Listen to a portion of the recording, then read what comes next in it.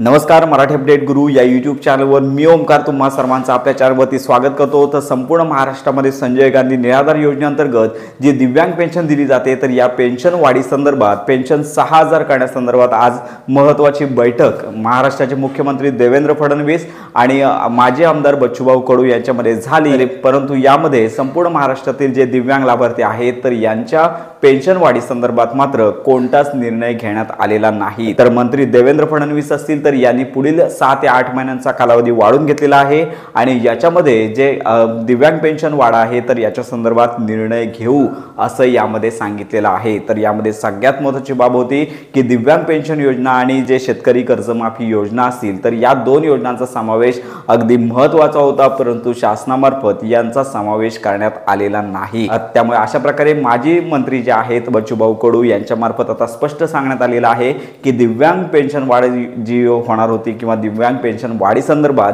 तसेच शेतकऱ्यांच्या कर्जमाफी संदर्भात राज्यव्यापी आंदोलन पुन्हा होणार आहे। तर असं त्यांनी स्पष्ट जी प्रेस कॉन्फरन्स झाली तर याच्यामध्ये ही घोषणा केलेली आहे। त्यामुळे आज अपेक्षित होतं की जी दिव्यांग पेन्शन आहे संजय गांधी निराधार योजनेअंतर्गत जी दिली जाते तर याच्या अंतर्गत ही पेन्शन वाढ होणे अपेक्षित होतं, परंतु मंत्री देवेंद्र फडणवीस आहे तर यांच्यामार्फत कोणताच निर्णय याच्यामध्ये देण्यात आलेला नाही। त्यामुळे सर्व वर्गातून नाराजी व्यक्त होत आहे। त्यामुळे अशा प्रकारे लवकरच आता बच्चूभाऊ कडू यांच्याकडून आंदोलन केलं जाणार आहे। तर अशा प्रकारे ही महत्त्वाची माहिती इतरांपर्यंत नक्की शेअर करा।